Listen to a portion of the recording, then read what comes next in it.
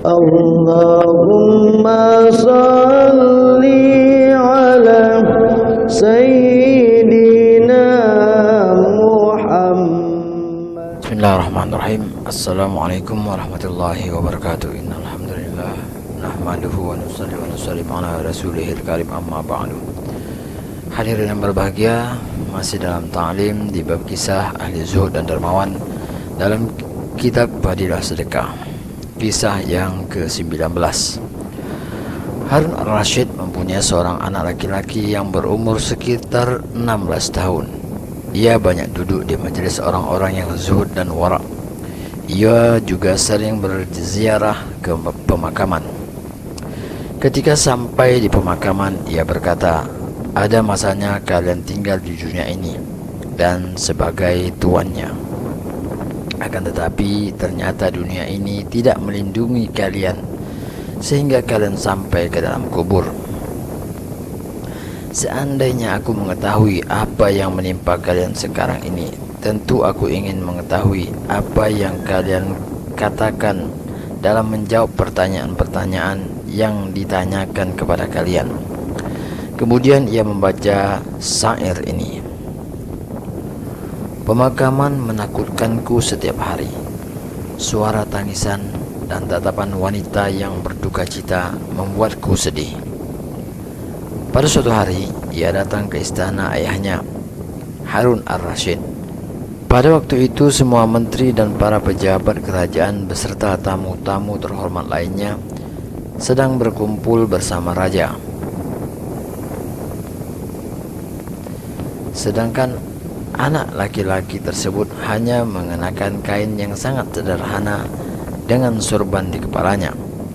Ketika orang-orang istana melihat dirinya dalam keadaan seperti itu, mereka saling berkata, "Tingkah laku anak gila ini menghina Amirul Mukminin di hadapan para bangsawan. Jika Amirul Mukminin menasihati dan mengingatkannya, mungkin dia akan berhenti dari kebiasaan gilanya itu." Begitu mendengar perkataan mereka, Amirul Mukminin berkata kepada anak laki-lakinya, "Wahai anakku sayang, engkau telah mempermalukan diriku di hadapan para bangsawan." Mendengar kata-kata itu, ia tidak menjawab sepatah kata pun atas perkataan ayahnya. Tetapi ia memanggil seekor burung dan bertengger di ruangan tersebut dan berkata, "Demi zat yang menciptakanmu, terbang dan hinggaplah di atas tanganku." Burung itu pun terbang dan hinggap di atas tangannya. Kemudian ia berkata, "Sekarang kembalilah ke tempatmu." Maka terbanglah burung itu lalu kembali ke tempatnya. Setelah itu ia berkata, "Ayahku, sebenarnya kecintaanmu kepada dunia itulah yang telah menghinakan diriku. Sekarang aku telah bertekad untuk berpisah denganmu." Setelah berkata demikian, anak tersebut pergi meninggalkan istana. Ia pergi hanya membawa Al-Quran. Ibunya memberinya sebuah cincin yang sangat mahal agar dapat digunakan pada saat memerlukan. Ia berjalan dari istana hingga tiba di Basrah. Ia mulai bekerja sebagai buruh, tetapi dalam suatu minggu ia hanya bekerja selama 1 hari, yakni pada hari Sabtu. Hasil jerih payahnya selama sehari ia gunakan untuk keperluan hidupnya selama seminggu.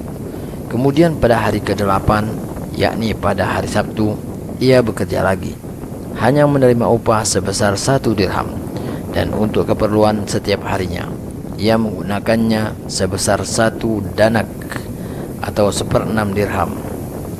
Ia tidak mau mengambil lebih atau kurang dari upah tersebut.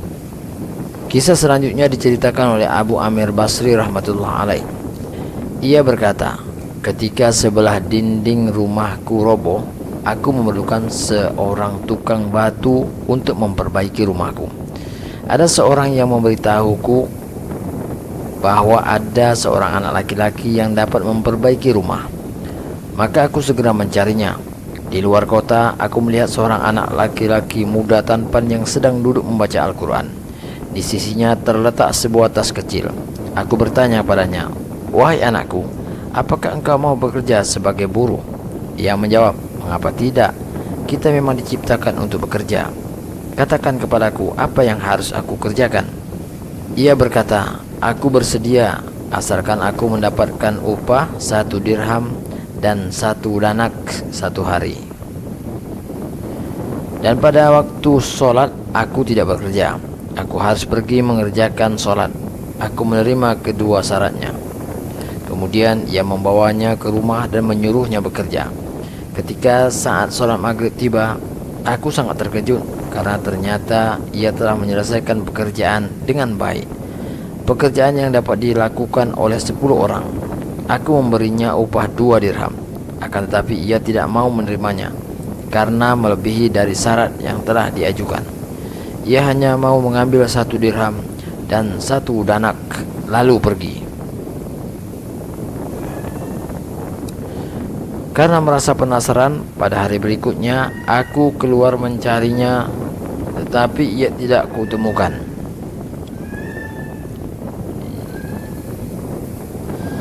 Aku bertanya kepada orang-orang dengan menerangkan ciri-ciri anak muda tersebut, kalau-kalau ada yang mengetahuinya. Orang-orang memberitahuku bahwa anak tersebut hanya bekerja pada hari Sabtu. Selain hari itu, tidak ada seorang pun yang dapat menemukannya. Karena merasa puas dengan pekerjaan anak muda tersebut, aku memutuskan untuk menunda pembangunan dinding rumahku pada hari Sabtu mendatang dengan meminta bantuan kepada anak muda tersebut. Pada hari Sabtu, aku mencarinya lagi dan kudapati ia sedang membaca Al-Quran sebagaimana biasa. Aku mengucapkan salam kepadanya dan menanyakan apakah ia bersedia bekerja lagi di tempatku dengan syarat yang sama dengan hari Sabtu yang lalu. Ia berangkat bersamaku dan mulai mengerjakan dinding rumahku lagi. Aku masih merasa sangat penasaran dengan pekerjaan anak muda tersebut. Bagaimana mungkin ia mampu mengerjakan sendiri sebuah pekerjaan yang biasa dilakukan oleh 10 orang pekerja? Maka ketika ia mengerjakan pekerjaannya, dengan diam-diam aku mengintipnya. Betapa terkejutnya ketika aku melihat apa yang dilakukannya. Ketika ia mengaduk semen dan meletakkannya di dinding, batu-batu itu menyatu dengan sendirinya. Maka aku sadar dan yakin bahwa anak muda tersebut bukanlah pemuda biasa, akan tetapi seorang kekasih Allah, sebagaimana hamba-hambanya yang khusus. Dalam melakukan pekerjaannya, pemuda tersebut selalu mendapat bantuan dari Allah secara gaib. Pada sore harinya, aku hendak memberinya upah sebesar 3 dirham. Akan tetapi ia tidak mau menerimanya. Ia hanya mengambil 1 dirham dan 1 danak, kemudian pergi. Aku menunggunya lagi selama seminggu. Dan pada hari Sabtu, aku keluar mencarinya. Akan tetapi aku tidak menemukannya. Aku memperoleh berita dari seseorang yang mengatakan bahwa pemuda tersebut sedang sakit. 3 hari lamanya ia jatuh sakit. Kemudian aku minta tolong kepada seseorang untuk mengantarkan aku ke tempat pemuda yang sedang menderita sakit itu. Sesampainya di tempat tinggalnya, ternyata pemuda itu tengah berbaring tak sadarkan diri di atas tanah. Kepalanya berbantarkan separuh potongan batu bata. Ketika aku memberi salam kepadanya, ia tidak menjawab. Maka aku mengucapkan salam sekali lagi. Ia membuka matanya sedikit dan mengenalku. Aku segera mengangkat kepalanya dari batu bata itu dan meletakkannya di atas pangkuanku. Tetapi ia menarik kepalanya dan membaca beberapa bait syair. 2 di antaranya adalah: wahai kawanku, janganlah engkau terpedaya oleh kenikmatan dunia, karena hidupmu akan berlalu. Kemewahan hanyalah untuk sekejap mata. Dan apabila engkau mengusung jenazah ke pemakaman, ingatlah suatu hari engkau pun akan diusung ke pemakaman. Setelah mengucapkan syair tersebut, ia berkata, wahai Abu Amir, jika ruhku telah keluar dari tubuhku, mandikanlah aku dan kafanilah aku dengan pakaianku ini. Aku menyahut, wahai sayang, aku tidak keberatan membelikan kain kafan yang baru untukmu. Ia menjawab, orang yang masa hidup lebih memerlukan pakaian yang baru daripada orang yang meninggal. Yaitu sama dengan ucapan Abu Bakar As-Siddiq radhiyallahu an ketika hendak meninggal dunia. Ketika hendak diberikan kain yang baru, Abu Bakar As-Siddiq radhiyallahu an berwasiat agar ia dikafani dengan pakaian lamanya. Anak itu menambahkan, kain kafan yang baru maupun usang akan segera membusuk. Apa yang tinggal bersama seseorang setelah kematiannya hanyalah amal perbuatannya. Berikanlah sarung dan ceret cincinku ini kepada penggali kubur sebagai upahnya. Al-Quran dan cincin ini tolong sampaikan langsung kepada Khalifah Harun Ar-Rasyid, dan sampaikan kepadanya pesanku. Wahai ayah, jangan sampai engkau mati dalam keadaan lalai dan tertipu oleh dunia. Dengan keluarnya kata-kata tersebut dari bibirnya, pemuda itu pun meninggal dunia. Dan pada saat itulah aku menyadari bahwa ternyata ia adalah seorang pangeran, putra mahkota. Setelah putra mahkota itu meninggal dunia, aku pun memandikannya, mengkafaninya, dan memakamkannya sesuai dengan wasiatnya. Kedua benda berupa sarung dan cerek aku berikan kepada penggali kubur. Kemudian aku pergi ke Baghdad dengan membawa Al-Quran dan cincin untuk aku serahkan kepada Khalifah Harun Ar-Rasyid. Sungguh aku sangat beruntung ketika aku sampai di pintu gerbang istana Khalifah. Pasukan raja sedang keluar dari istana Khalifah. Aku pun berdiri di tempat yang tinggi. Mula-mula keluar pasukan berkuda yang sangat besar, yakni berjumlah 1000 tentara. Setelah itu keluar lagi 10 pasukan berkuda, masing-masing pasukan berjumlah 1000 tentara. Amirul Mukminin sendiri berada di dalam pasukan yang ke-10. Dengan kerasnya aku berseru, "Wahai Amirul Mukminin, demi kekerabatanmu dengan Rasulullah sallallahu alaihi wasallam, berhentilah sebentar." Mendengar suaraku itu, ia melihat kepadaku. Maka dengan cepat aku maju ke arah Amirul Mukminin dan berkata, "Ini adalah titipan seorang laki-laki asing kepadaku. Ia berwasiat agar aku menyampaikan 2 macam benda ini langsung kepada engkau." Begitu melihatnya, raja pun mengenalinya dan menundukkan kepala sesaat. Air matanya mengalir dari kedua matanya. Kemudian Khalifah menyuruh mengurus istana untuk mengantarku ke istana. Setelah Khalifah kembali pada sore harinya, Khalifah memerintahkan pengurus istana untuk menutup semua tabir istana dan berkata kepada penjaga pintu, "Panggil orang itu, walaupun ia akan membangkitkan kembali kesedihanku." Penjaga pintu datang kepadaku dan berkata, "Amirul Mukminin memanggilmu." Tetapi ingat, Amirul Mukminin sedang berduka. Jika engkau ingin menyampaikan sesuatu dalam 10 kata, cobalah disampaikan dengan 5 kata saja. Setelah berkata demikian, ia membawaku menemui Amirul Mukminin. Pada waktu itu Amirul Mukminin duduk seorang diri. Ia berkata kepadaku, "Mendekatlah kepadaku." Aku pun duduk di dekat Khalifah. Lalu Khalifah berkata, "Apakah engkau mengenal anakku?" Aku menjawab, "Betul, aku mengenalnya." Khalifah bertanya, "Pekerjaan apakah yang ia lakukan?" Aku menjawab, "Ia bekerja sebagai tukang batu." Khalifah bertanya, "Apakah engkau juga pernah mempekerjakannya sebagai tukang batu?" Aku menjawab, "Iya, pernah." Khalifah berkata lagi, "Apakah engkau tidak tahu bahwa ia masih mempunyai hubungan kekerabatan dengan Rasulullah?" Harun Ar-Rasyid adalah keturunan Abbas radhiyallahu anhu, paman Nabi sallallahu alaihi wasallam. Aku berkata, "Amirul Mukminin, terlebih dahulu aku memohon ampun dari Allah. Setelah itu aku mohon maaf kepadamu. Pada waktu itu aku belum mengetahui kalau ia masih mempunyai hubungan kekerabatan dengan Rasulullah. Aku baru mengetahuinya ketika ia hendak meninggal dunia. Apakah engkau memandikannya dengan tanganmu sendiri?" Aku menjawab, "Benar." Khalifah berkata, "Ulurkan tanganmu." Ia menarik tanganku, kemudian menempelkannya di dadanya sambil membaca beberapa syair yang artinya, "Wahai engkau yang menjauh dariku, hatiku larut dalam kesedihan karenamu. Mataku mencucurkan air mata penderitaan. Wahai engkau yang jauh kuburnya, terlalu jauh, tetapi kesedihanmu lebih dekat di hatiku.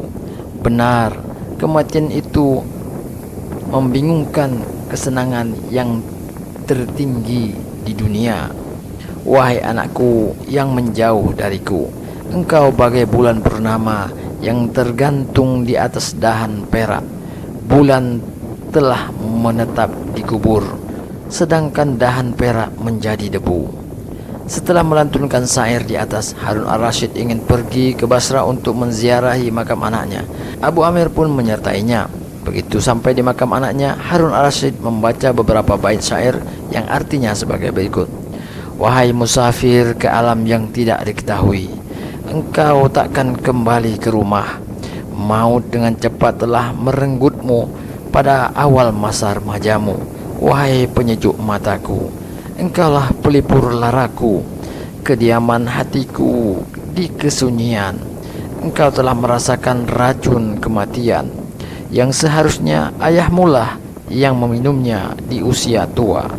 Sungguh setiap orang akan merasakan kematian, apakah ia seorang pengembara atau seorang penduduk kota. Segala puji bagi Allah yang Esa, yang tidak mempunyai sekutu, karena ini adalah bukti keputusannya. Abu Amir rahmatullah berkata, pada malam harinya ketika aku telah menyelesaikan wirid-wiridku, aku tertidur. Dalam tidurku aku bermimpi melihat sebuah istana yang berkubah dari nur, yang di atasnya terdapat awan dari nur yang menaunginya. Kemudian awan itu menghilang, dan anak itu memanggilku sambil berkata, "Wahai Abu Amir, semoga Allah memberimu balasan yang lebih baik, karena engkau telah memandikan, mengkafani, memakamkan aku, dan telah menunaikan semua wasiatku." Aku bertanya kepadanya, "Wahai kekasihku, bagaimana keadaanmu? Apa yang kau alami?" Ia berkata, "Aku telah sampai ke hadapan Tuhan yang Maha Pemurah, dan Dia sangat ridho kepadaku.